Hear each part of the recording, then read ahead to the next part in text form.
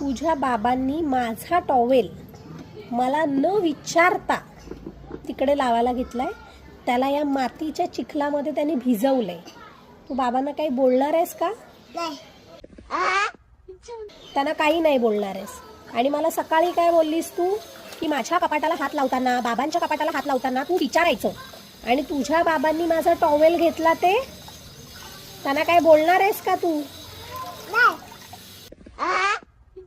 तू ओरडायला पाहिजेस त्यांना. विचार, आई तुम्हाला ओरडू दे का? बोललीस ना. आणि आता त्यांनी न विचारता टॉवेल घेतला ते.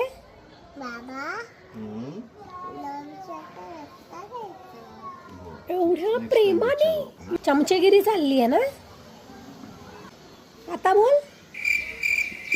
आता काय नाही बोलणार. शाबास बेटा.